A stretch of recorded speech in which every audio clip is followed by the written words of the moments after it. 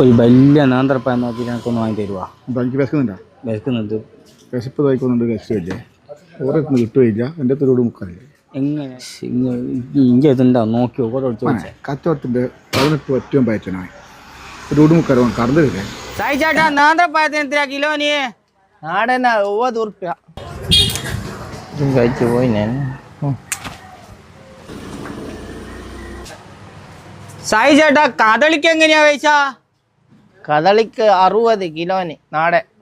അല്ല, രണ്ടെണ്ണത്തിന് എത്ര റുപ്യാവും? 10 ഉറുപ്പ്യാവും.